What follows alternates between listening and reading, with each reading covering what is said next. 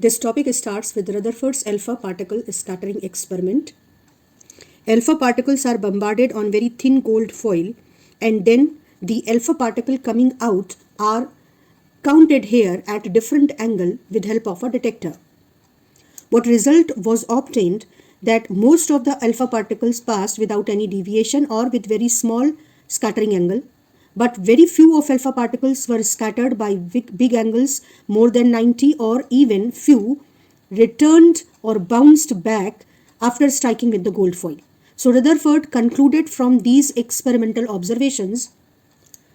The assumptions are asked many times. The first assumption, that atom is mostly empty, that is why most of the alpha particles go straight or with very small angle of deviation.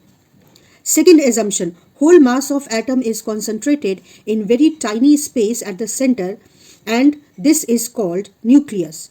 Third assumption, since alpha particles are repelled by this nucleus and very few alpha particles which go straight in the direction of this nucleus are repelled at very large angles, so this nucleus must possess positive charge. Fourth assumption, as atom is electrically neutral, so positive charge of nucleus must be equal to negative charge of electron. And fifth assumption, these negatively charged electrons revolve around nucleus in that empty space. In this experiment, very thin foil was used because Rutherford wanted alpha particle to undergo only one collision with the one layer of the atom of the gold. Gold was selected as a material because gold can be beaten into very thin foil, and because gold is heavy nucleus, so when alpha particle collides with the gold atom, there will be sufficiently large change in momentum, and which can easily be detected. This graph shows at what angle of scattering the number of alpha particles which were scattered. So most of the alpha particles, a large number of alpha particle was scattered at a very small angle of scattering. While the angle of scattering, if it is increased, you can see that very few alpha particles are scattered by the gold foil nucleus at large angles. Problems with the Rutherford model. If electron is revolving around the nucleus, so they have acceleration. And according to the classical mechanics or Maxwell electromagnetic theory, accelerated charge should radiate energy. So electron should lose energy and finally it should fall in nucleus. But atom is quite a stable system. And the second problem was that hydrogen is having line spectrum, emission spectrum or absorption spectrum. But Rutherford model was not able to explain this line spectrum. According to the Rutherford model, the spectrum of hydrogen atom should be continuous spectrum having all types of wavelengths. Bohr used Planck's quantum hypothesis and then quantized the orbit of the electron. And then he explained the hydrogen's line spectrum. According to Bohr's postulate, Rutherford's planetary model is correct, in which nucleus resides at the center and electron revolve around its circular orbits. But he further added that electrons revolve around the nucleus only in those orbits in which angular momentum of electron is integral multiple of h upon 2 pi. N is whole number 1, 2, 3. It's integer. This condition is called quantization condition, according to which electron cannot revolve in any orbit randomly, but it can revolve only in those orbits in which electron has angular momentum either h upon 2 pi or 2h upon 2 pi or 3h upon 2 pi. But any orbit for which electron's angular momentum is half h upon 2 pi or 3 by 2 h upon 2 pi, it is not possible. H is here Planck's constant. So quantizing the angular momentum of the electron, actually Bohr quantized the energy states of the electron, that electron can possess specific energies only. He said, while revolving in these specific energy states, electron will not radiate any energy, and that is why these energy states are called stable energy states or stationary orbits.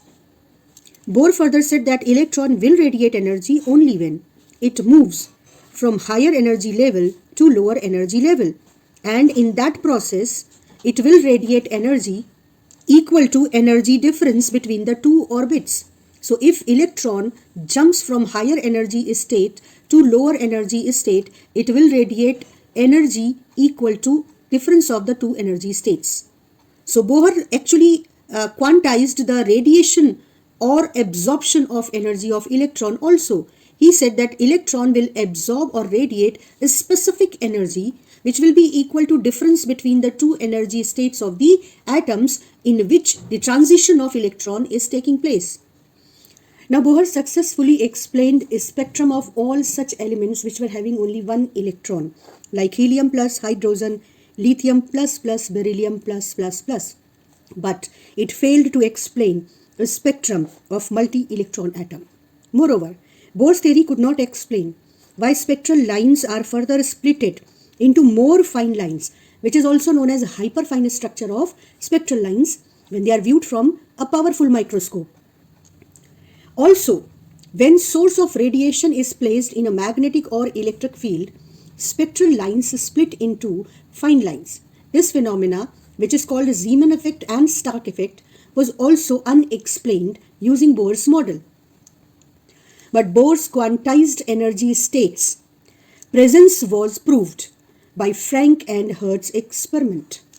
Radius of electrons of nth orbit in hydrogen atom. Its derivation as well as its shortcut formula and the numericals based upon it are very important. Bohr's quantization condition MVR is equal to NH upon 2 pi and electron's centripetal force is equal to attraction force between the nucleus charge Ze and the charge of electron. Using these two equations, what we do, we take the velocities expression from this equation and substitute it here, and then simplify the equation. And this will give us a radius of nth orbit of electron in Bohr's atom, that is the hydrogen atom, or any atom which is having one electron. So radius of nth orbit can be written as n square upon z. N will change according to the orbit. The closest to the nucleus orbit will have n equal to 1. The next higher state will be given by n equal to 2, and so on. And n equal to infinite, this value corresponds when electron becomes free from the atom. And z will change according to the element. In the bracket, these values are all constant values, h square epsilon naught upon pi me square. And if you substitute values of these constant quantities and then change the value of meter in Armstrong, then this value will be equal to 0.53. If we want to calculate the radius in terms of Armstrong, then this value will be 0.53. So this is the shortcut to solve numericals, that is radius of nth orbit in an element whose atomic number is z can be given as n square upon z into 0.53, and the value will be in Armstrong. Moreover, Bohr's radius is specifically the first orbit of hydrogen atom. If you substitute z equal to 1 and n equal to 1, then Bohr's radius, which is mostly represented with r0, will be 0.53 Armstrong. ये सबसे कम पूछा गया derivation है velocity of electron in nth orbit, और इसमें भी बहुत simply हम एंगुलर मोमेंटम की क्वांटाइजेशन कंडीशन का यूज करेंगे. यहाँ से v की वैल्यू निकालेंगे और nth ऑर्बिट के रेडियस का एक्सप्रेशन इसमें रखते ही हमको v का एक्सप्रेशन मिल जाएगा nth ऑर्बिट में. v के एक्सप्रेशन में r की वैल्यू रख कर सिंप्लीफाई करेंगे तो हमें v की ये वैल्यू मिलेगी, और कांस्टेंट टर्म्स की वैल्यू रखने के बाद हमको इस कांस्टेंट टर्म की value 2.18 into 10 to the power 6 metre per second मिलेगी. तो nth ऑर्बिट में वेलोसिटी इलेक्ट्रॉन की कितनी होगी, z upon n into 2.18 into 10 to the power 6 metre per second. ये वेलोसिटी वैसे तो स्पीड ऑफ लाइट से कम है, लेकिन ये 10% ऑफ स्पीड ऑफ लाइट है, जो काफ़ी हाई स्पीड है. और इसीलिए जो क्लासिकल इलेक्ट्रोमैग्नेटिक थ्योरी थी वो इस एटॉमिक लेवल पर या न्यूक्लियस के लेवल पर नहीं अप्लाइड हुई और हमें क्वांटम मैकेनिक्स में स्विच करना पड़ा. ये सबसे इम्पॉर्टेंट टॉपिक है बोर्स हाइड्रोजन एटम का, जिस पर डेरिवेशन से लेकर न्यूमेरिकल तक बहुत ज़्यादा पूछे जाते हैं. इसके एक एक पॉइंट को हम ध्यान से समझते हैं. पहला पॉइंट तो ये कि nucleus is much heavier than electron. तो न्यूक्लियस और इलेक्ट्रॉन किसी कॉमन सेंटर के अबाउट घूम रहे हैं, ये हम इस पॉइंट पर नहीं मानते, और हम मानते हैं कि न्यूक्लियस का मूवमेंट एकदम नेग्लिजिबल है और इलेक्ट्रॉन ही न्यूक्लियस के चारों ओर चक्कर काट रहा है. Then Energy of electron can be written as kinetic energy plus potential energy because electron is having velocity as well as electron is interacting with the nucleus with attraction force. Kinetic energy को calculate करना काफी आसान है. हमें पता है कि centripetal force nucleus और इलेक्ट्रॉन के बीच अट्रैक्शन फोर्स से मिल रहा है. यहां से mv स्क्वायर की वैल्यू निकालेंगे जो r यानी रेडियस ऑफ अर्थ ऑर्बिट के टर्म्स में मिलेगी और इसे हाफ mv स्क्वायर करेंगे, दोनों तरफ हाफ से मल्टीप्लाई करके, तो हमें काइनेटिक एनर्जी ऑफ इलेक्ट्रॉन की वैल्यू मिल जाएगी.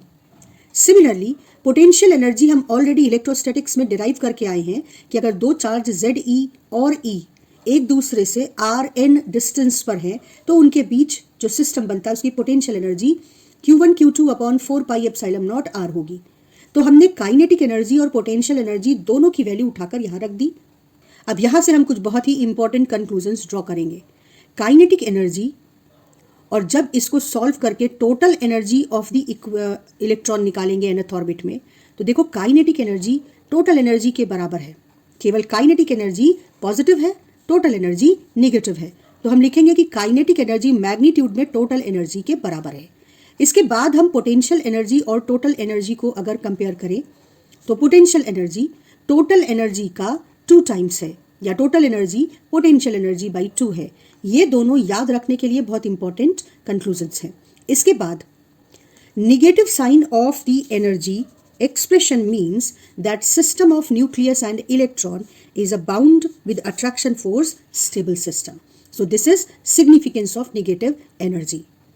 अब हम रेडियस के एक्सप्रेशन को nth ऑर्बिट के यहाँ पर सब्सटीट्यूट करके nth ऑर्बिट के एनर्जी का फाइनल एक्सप्रेशन निकालेंगे. ये हमने रेडियस की वैल्यू रख दी और फिर इसे सिंप्लीफाई किया. सिंप्लीफाई करने पर minus z square upon n square और ब्रैकेट में हमें फिर से कांस्टेंट क्वांटिटीज मिल रही हैं Me4 8 epsilon not square h square. इनकी वैल्यूज को अगर हम रखें और एनर्जी को जो कि जूल्स में आएगी 1.6 into 10 to the power minus 19 से डिवाइड करके इलेक्ट्रॉन वोल्ट में कैलकुलेट करें तो इसकी वैल्यू आएगी 13.6 इलेक्ट्रॉन वोल्ट. और ये बहुत ही इंपॉर्टेंट एक्सप्रेशन है न्यूमेरिकल्स के लिए और रीजनिंग के सारी तरह के क्वेश्चंस के लिए. Let's check out the important terms. Ground state and excited state, these two are definitions which are asked few times in the board. Lowest energy state which is closest to the nucleus is called ground state. Excited state, energy state having energies greater than ground state are called excited state. Then what is ionization and ionization energy? When an electron of atom leaves its atom, then we say that atom is ionized. Now there are plenty of ways through which the electron can leave the atom after getting proper energy. So minimum energy required to make an electron which is bound with the nucleus free from atom is called ionization energy. Now how this ionization process occurs? Say some electron is properly energized through potential difference or through applying electric field, and that electron collides with the atom and transfers its energy to the bound electron, so that bound electron leaves its atom. Electron which is going to collide gets that energy when it is accelerated by applying potential difference. So potential difference which is required to accelerate an external electron so that it may acquire energy to ionize an atom is called ionization potential. Now if I want to get ionization potential, ionization energy, say for hydrogen atom, then just check out the energy of electron in the ground state. Now ionization energy is equal to difference between the n equal to infinite states energy minus the ground state energy. So n equal to infinite state has energy 0 electron volt while ground state has energy minus 13.6. So higher energy state minus lower energy state, and you will get energy which is required for an electron to leave its atom. It is plus 13.6 electron volt in case of hydrogen, while hydrogen's ground state energy is minus 13.6 electron volt.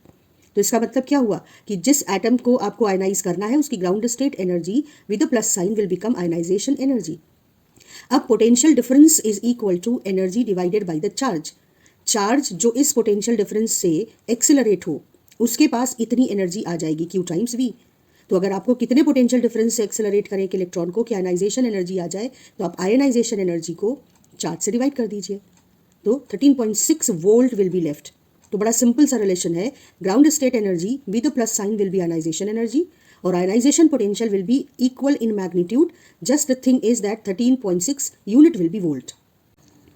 So now let us come to hydrogen spectrum. What is a spectrum? Separation of radiation into its constituent wavelengths results into spectrum, which helps in study of atomic structure.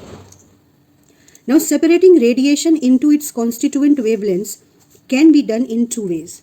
The first one, which we are familiar with, is dispersion.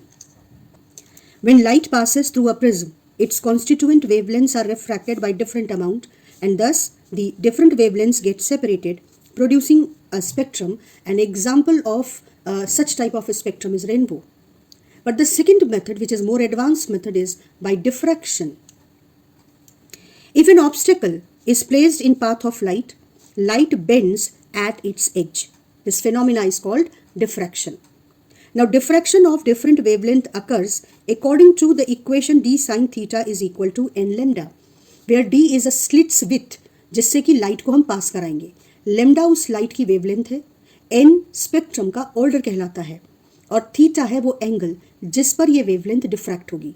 तो different wavelengths different angle पर diffract होंगी अगर उन्हें एक ऐसी slit से पास किया जाए जो डी विथ की हो.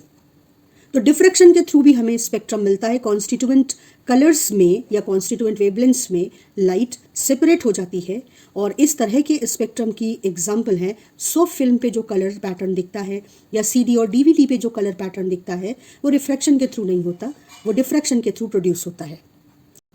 Diffraction takes place with help of a device which is called diffraction grating. Diffraction grating means very closely spaced dark lines on a transparent material like plastic or glass. ये जो बहुत closely space dark lines हैं ये 13,000 15,000 पर inch इतनी closely spaced होती हैं.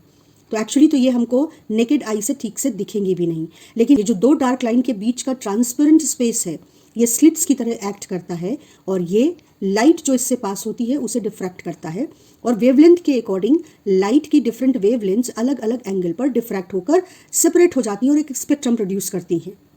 इस स्पेक्ट्रम को स्टडी करने के लिए वो चाहे डिफ्रैक्शन ग्रेटिंग के थ्रू हो या प्रिज्म के थ्रू, हम एक इंस्ट्रूमेंट का यूज करते हैं जिसको हम स्पेक्ट्रोमीटर कहते हैं.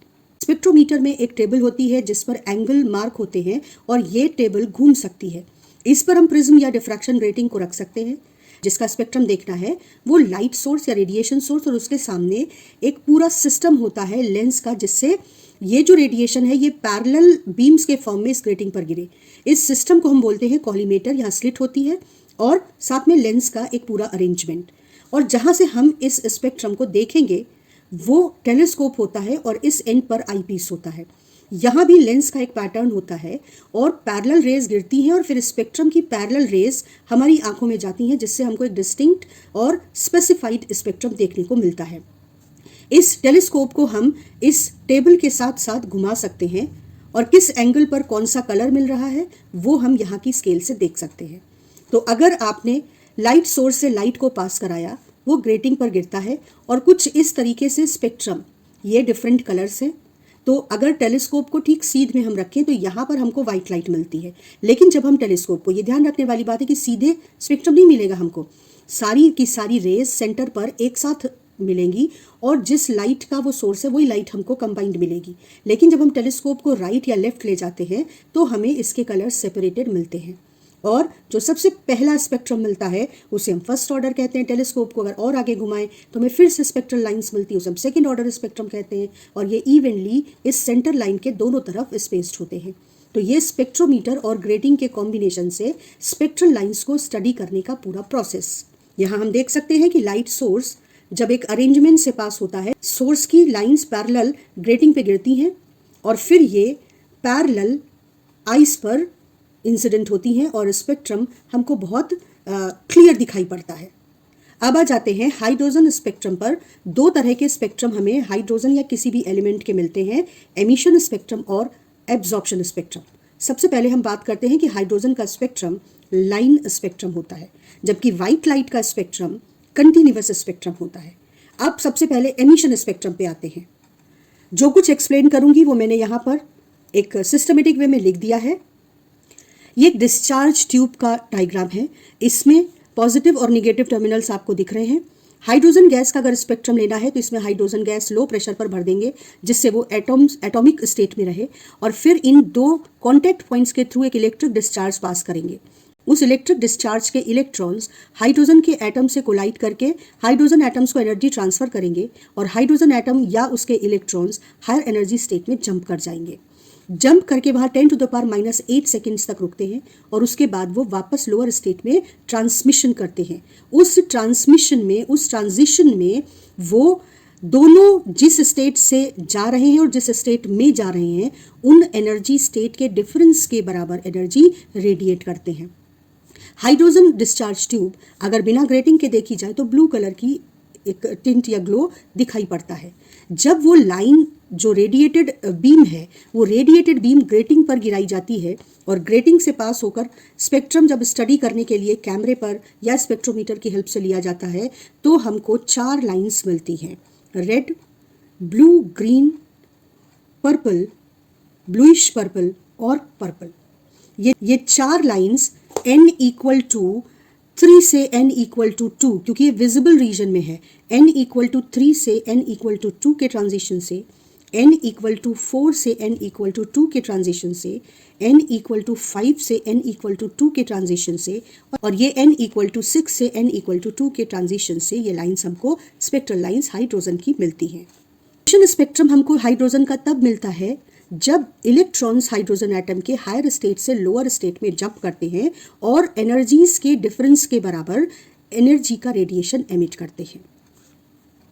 तो मान लो कि वो E2 energy higher energy state से E1 लोअर एनर्जी स्टेट में जंप करते हैं, तो इस एनर्जी डिफरेंस के बराबर एनर्जी का फोटोन रेडिएट करते हैं। h न्यू, जहाँ h प्लैंक्स कांस्टेंट है और न्यू फ्रीक्वेंसी है, can be written as hc/λ। Higher energy state जो है E2 वो हाइड्रोजन की लिखी जा सकती है -13.6/n2², और जो लोअर एनर्जी स्टेट है E1 वो लिख सकते हैं -13.6/n1²। 13.6 को अगर हम कॉमन ले लें तो यहाँ पर हमें 1/n1² माइनस 1/n2² मिल जाता है। अब इस hc को हम इस साइड में ले आए तो 1/λ quantity is defined as wave number, और 13.6/hc ये वैल्यू रिडबर्ग कांस्टेंट कहलाती है।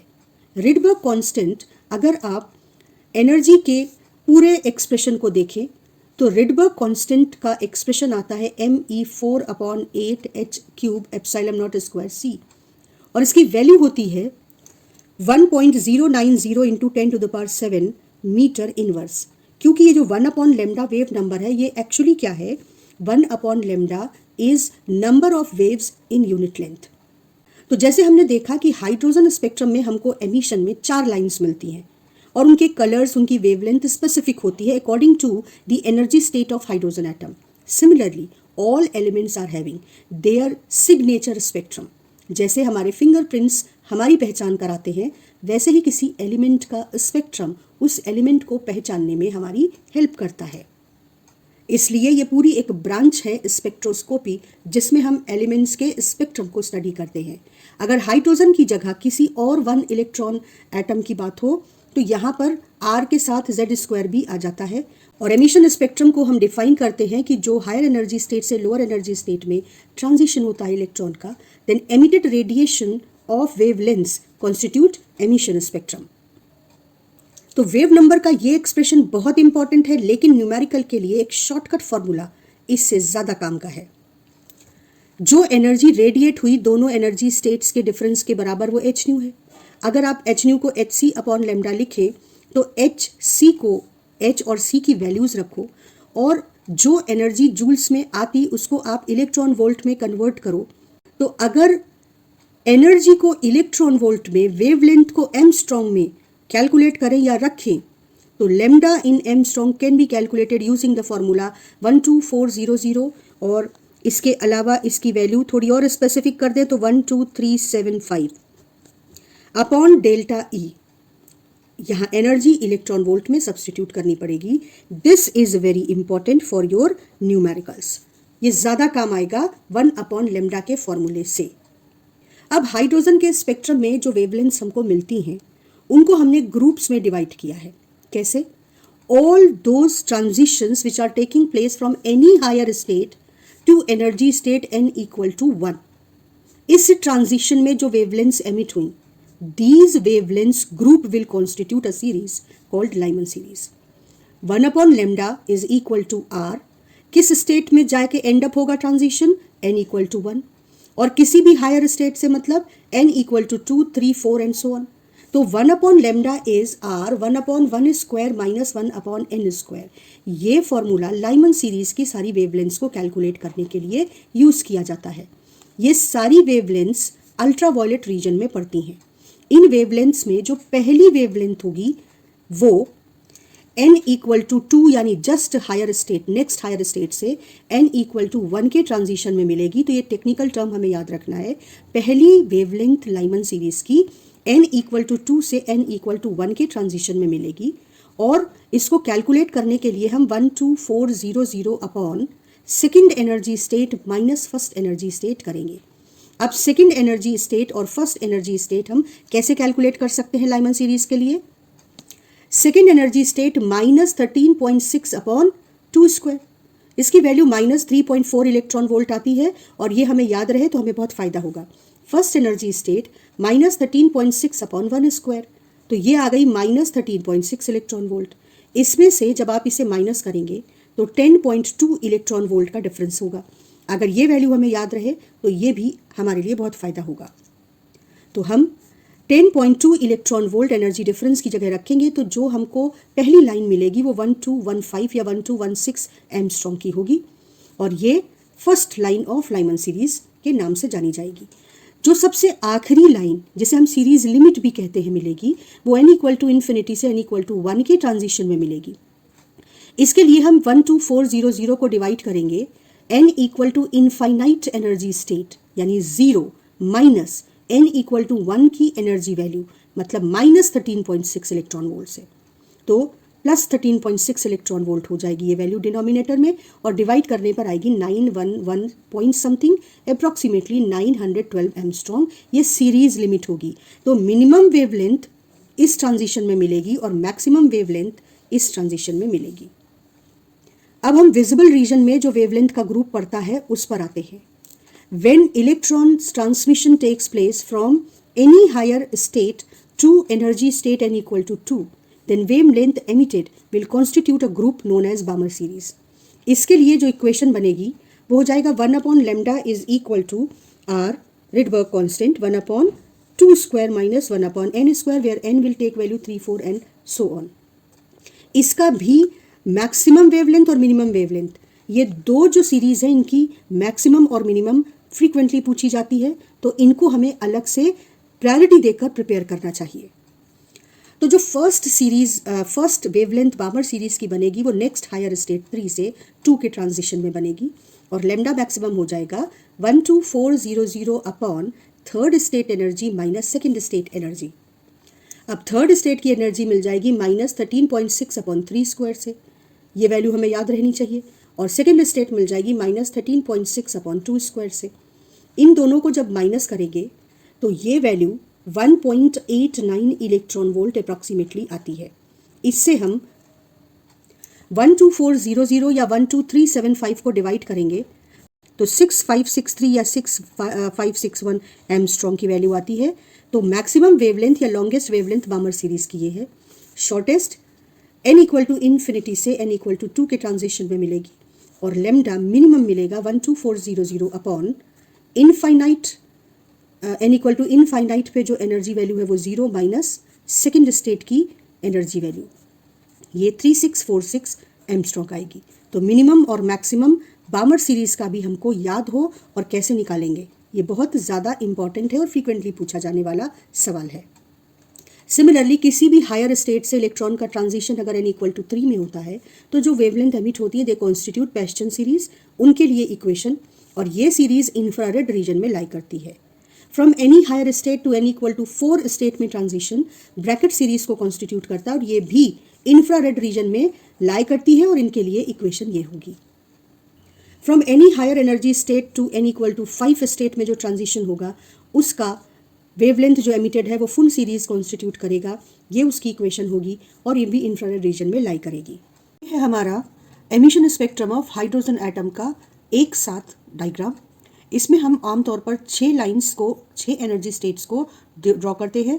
n equal to 1, n equal to 2, n equal to 3, n equal to 4, n equal to 5, n equal to 6 और फिर लास्ट में ये आयनाइजेशन स्टेट है n equal to infinite. इनकी कॉरस्पॉन्डिंग एनर्जीज देख लेते हैं।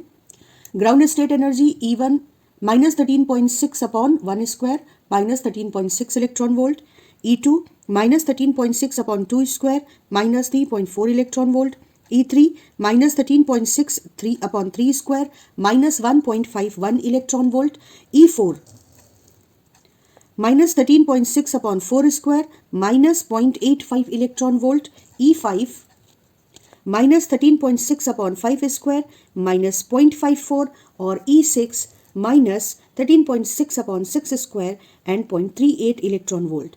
और जो आयनाइजेशन स्टेट है उसकी एनर्जी 0। इसके बाद हम इनमें डिफरेंट एनर्जी स्टेट्स के बीच जो कुछ इंपॉर्टेंट डिफरेंसेस हैं उनको अगर हमें याद हो तो अच्छा है। जैसे फर्स्ट और सेकंड के बीच 10.2 इलेक्ट्रॉन वोल्ट, फर्स्ट और थर्ड के बीच 12.1 इलेक्ट्रॉन वोल्ट, फर्स्ट और फोर्थ के बीच 12.7 इलेक्ट्रॉन वोल्ट। इसके अलावा सेकंड और थर्ड के बीच जो पहली लाइन बामर सीरीज की देगा 1.89 इलेक्ट्रॉन वोल्ट, जबकि 1 और 2 के बीच ये 10.2 फर्स्ट लाइन लाइमर सीरीज की देगा। और n इक्वल टू 3 से n इक्वल टू 4 के बीच 0.66 इलेक्ट्रॉन वोल्ट होगा और ये हमको पैस्टन सीरीज की पहली लाइन देगा। जबकि आखिरी लाइन हर सीरीज की n इक्वल टू इनफाइनाइट से n equal to 1 for series limit of Lyman series, n equal to infinite से n equal to 2 for series limit of Balmer series, n equal to infinite से n equal to 3 for series limit of Paschen series. तो सबसे बड़ी जो wavelength मिलेगी वो Lyman series की इस ट्रांजिशन से और बामन सीरीज की इस ट्रांजिशन से, जबकि सबसे छोटी जो वेवलेंथ मिलेगी वो n इक्वल टू इनफाइनाइट से 1 लाइमन के लिए, n इक्वल टू इनफाइनाइट से 2 बामर सीरीज के लिए। अब डिफरेंट सीरीज डायग्राम में कैसे दिखाएंगे? डिफरेंट एनर्जी स्टेट से n इक्वल टू 1 में ट्रांजिशन शो करेंगे थ्रू दी एरो।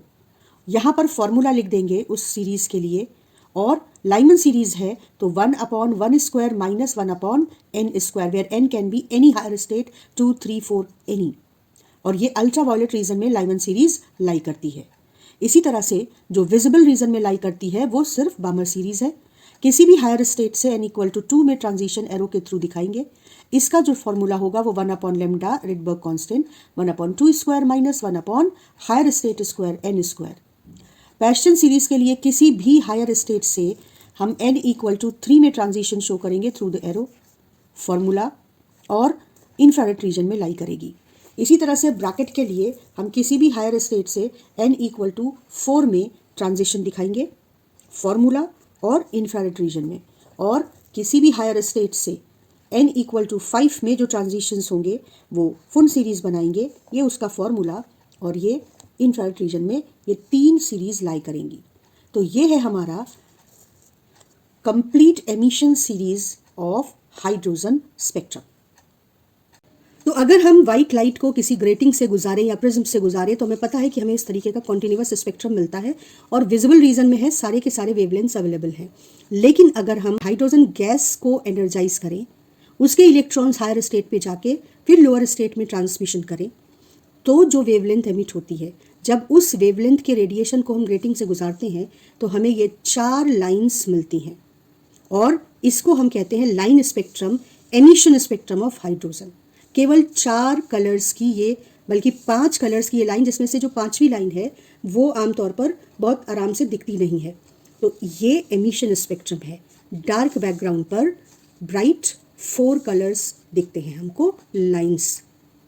अब आ जाते हैं एब्जॉर्प्शन स्पेक्ट्रम पर। If sunlight is allowed to pass through vapour और gaseous state of an element, its atoms absorb specific energy photons according to the energy states of that atom. As a result, light emerging from such vapors have those frequency missing in its spectrum, and this is called absorption spectrum.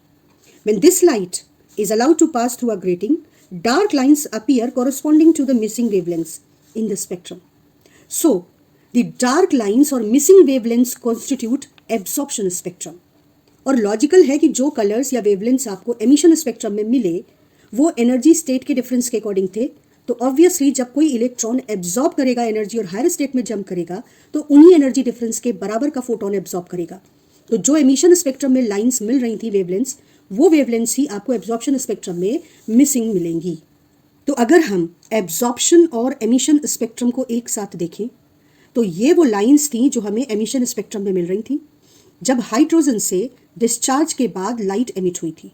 जब white light को hydrogen gas से atomic state में जो hydrogen gas है उसे पास कराया गया तो वो जब डिफ्रैक्शन ग्रेटिंग पर इंसिडेंट कराई गई वो बाहर निकली तो व्हाइट लाइट ने अपना कंटिन्यूअस स्पेक्ट्रम दिया, लेकिन जो लाइंस एमिट हुई थी उन्हीं के कोरस्पॉन्डिंग वेवलेंथ्स को हाइड्रोजन एटम ने एब्जॉर्ब किया और इलेक्ट्रॉन हायर स्टेट में जंप किए। तो एब्जॉर्ब भी वही लाइन करेंगे और जब वो लोअर स्टेट में जंप करेंगे तो एमिट भी वही वेवलेंथ करेंगे। तो आप देख सकते हो कि एमिशन स्पेक्ट्रम में जो लाइंस अपीयर हो रही हैं उन्हीं के कोरस्पॉन्डिंग प्लेसेस पर डार्क लाइंस एब्जॉर्प्शन स्पेक्ट्रम में दिखाई पड़ रही हैं। अब एब्जॉर्प्शन और एमिशन स्पेक्ट्रम का डिफरेंस बहुत पूछा जाता है।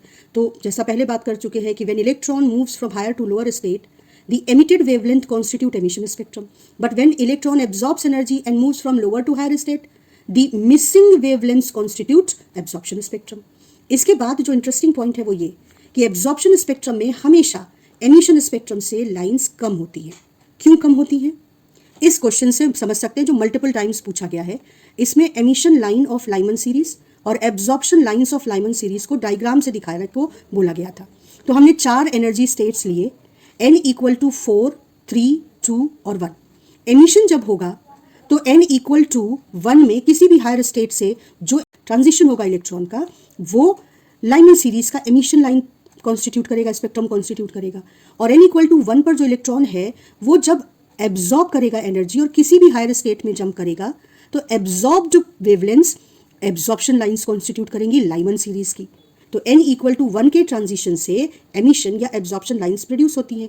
अब आप देखो जब n इक्वल टू 4 से अगर कोई इलेक्ट्रॉन जंप करता है n इक्वल टू 1 में तो वो 4 से सीधा 1 में आ सकता है, वो 4 से पहले 3 में फिर 2 में और फिर 1 में आ सकता है, वो 4 से पहले 2 में और फिर 2 से 1 में आ सकता है। अब अगर बात करें इन्हीं 4 में एब्जॉर्प्शन की तो n इक्वल टू 1 से केवल 3 टाइप के जंप या ट्रांजिशंस पॉसिबल हैं, n इक्वल टू 1 से 2 में, 3 में और 4 में। तो जहां हमें एमिशन स्पेक्ट्रम में 6 लाइंस मिल रही हैं वहीं हमको एब्जॉर्प्शन स्पेक्ट्रम में केवल 3 लाइंस मिलेंगी। तो इसलिए हम समराइज करें तो कह सकते हैं number of lines in emission spectrum are always more than number of lines in absorption spectrum because emission transition can occur from any higher state to any lower state while in absorption transition it can take place from ground state only। why from ground state? क्यों सिर्फ Lyman series absorption spectrum में मिलती है? Because at normal temperature on earth atoms remain in its ground state only.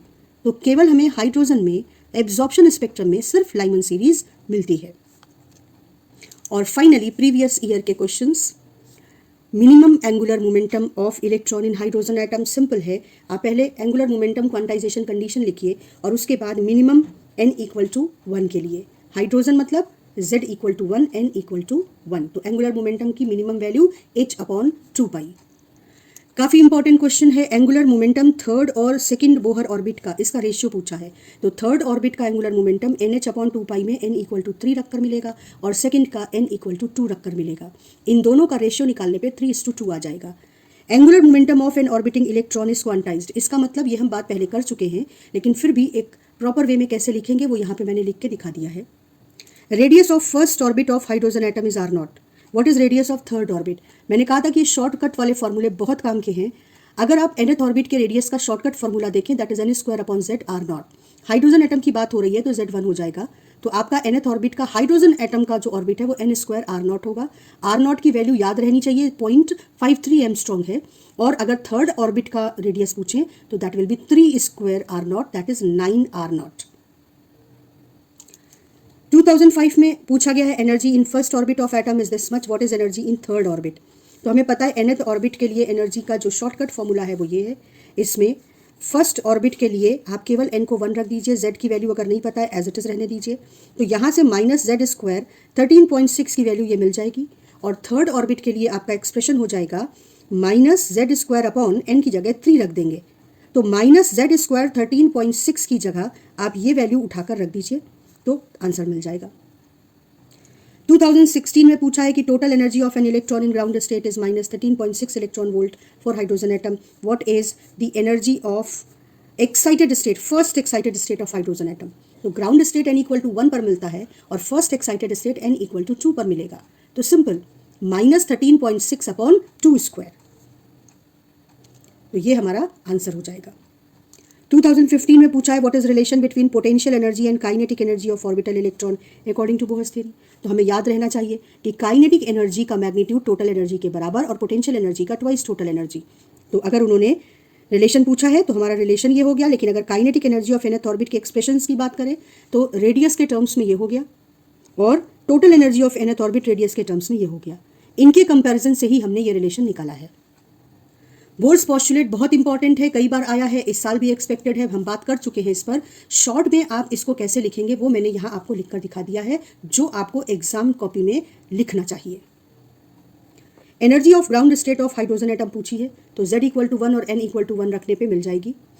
Total energy of electron negative क्यों होती है, ये बात हम पहले भी कर चुके हैं और उसे हमने यहाँ पर फिर से एक बार लिख दिया है कि क्या एक्सपेक्टेड है आपसे। ये क्वेश्चन काफ़ी इंपॉर्टेंट है हर तरह के एग्जाम के लिए कि wavelength of first line of Lyman series, बामर series and Paschen series, इनके बीच रिलेशन कौन सा है। इंक्रीजिंग ऑर्डर में इनको लिखने को कहा गया है। तो अगर आप लाइमन सीरीज की पहली लाइन देखिए तो 2 से 1 में ट्रांजिशन से मिलती है, बामर 3 से 2 में और पास्टन 4 से 3 में। इनकी वेवलेंथ आप कैलकुलेट करेंगे तो आप ये फॉर्मूला यूज़ करेंगे। हमें पता है कि सेकंड से 1 के बीच जो डिफरेंस है वो 10.2 है, थर्ड और सेकंड के बीच 1.89 है, फोर्थ और थर्ड के बीच 0.66 है। तो अकॉर्डिंगली आप समझ सकते हो कि जो सबसे लंबी वेवलेंथ मिलेगी जिसका डिनोमिनेटर सबसे छोटा होगा, मतलब जो पास्टन सीरीज है उसकी वेवलेंथ सबसे बड़ी होगी, इसके बाद बैमर और इसके बाद Lyman. What is wavelength emitted in transition n = 3 to n = 1, यानी first line of Balmer series. और इसको हम पहले भी कई बार बात कर चुके हैं, उसको एक बार फिर यहाँ पर प्रॉपर तरीके से आपको एग्जाम में कैसे लिखना चाहिए वो दिखाते हुए यहाँ लिख दिया है मैंने।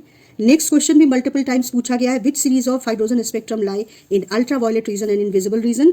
फॉर्मूला क्या होगा वो भी यहाँ पे लिख दिया है और आपको याद भी होना चाहिए कि लाइमन सीरीज अल्ट्रा वायलेट में और बामर सीरीज विजिबल रीजन में लाई करेगी। ये क्वेश्चन भी काफ़ी इंपॉर्टेंट है, कई बार पूछा गया है। एमिशन लाइंस लाइमन सीरीज की, बामर सीरीज की और एब्जॉर्प्शन लाइंस लाइमन सीरीज की। तो एनर्जी वैल्यूज हमको याद होनी चाहिए हाइड्रोजन के स्पेक्ट्रम के लिए।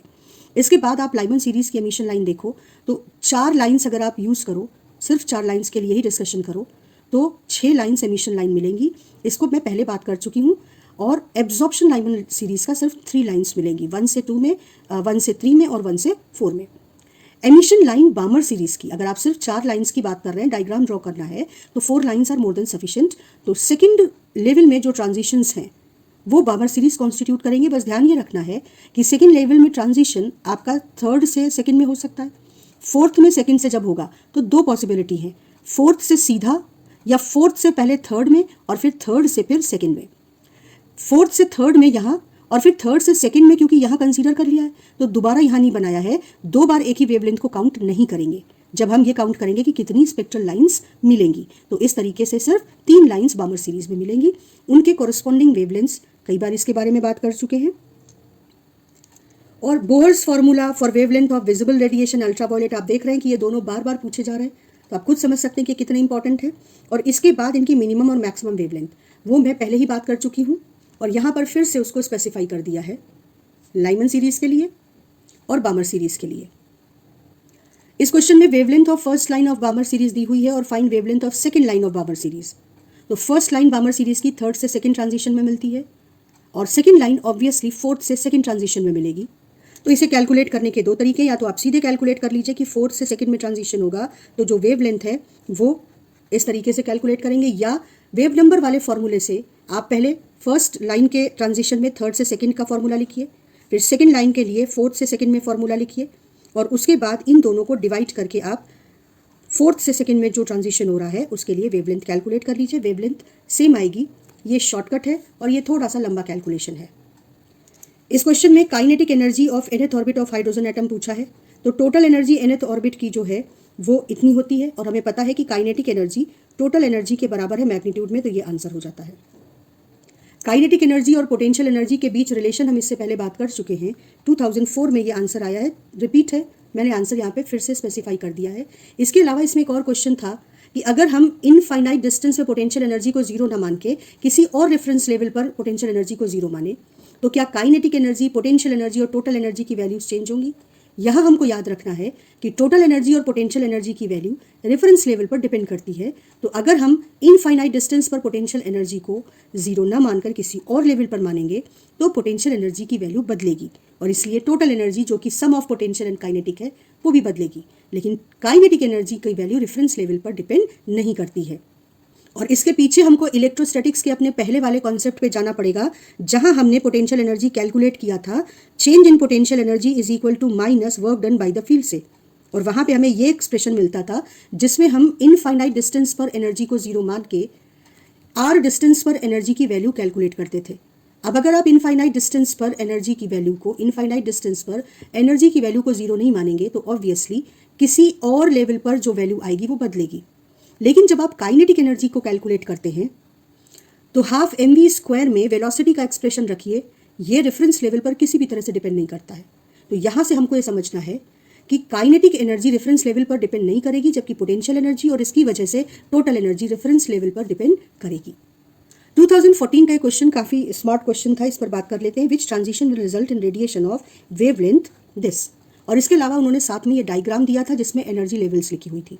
तो पहले हमने लेमडा का और एनर्जी का ये रिलेशन लिखा, उसके बाद लेमडा की वैल्यू रखते हुए डेल्टा ई की वैल्यू कैलकुलेट कर ली, ये 2 इलेक्ट्रॉन वोल्ट आई। अब इजीली हम देख सकते हैं कि इन दोनों के ट्रांजिशन से ये लेमडा की वैल्यू निकल रही है, तो यही हमारा आंसर हो गया D.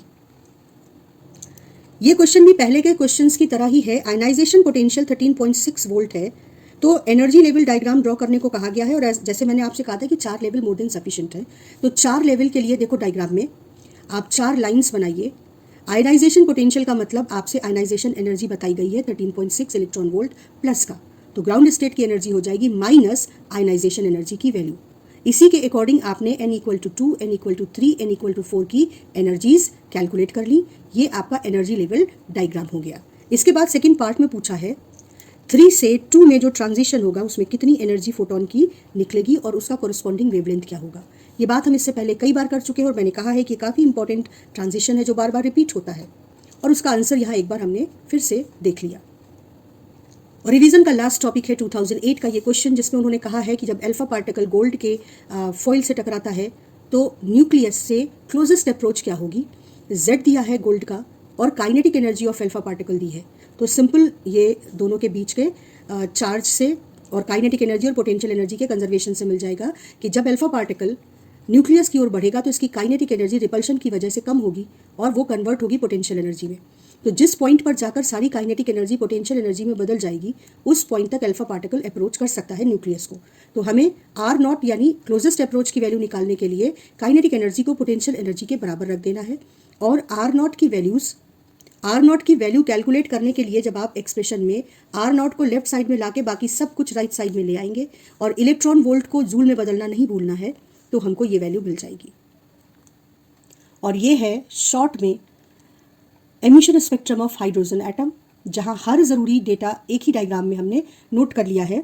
E1 - 13.6 electron volt, E2 - 3.4, E3 - 1.51, E4 - 0.85, E5 - 0.54 और E6 - 0.38 इलेक्ट्रॉन वोल्ट।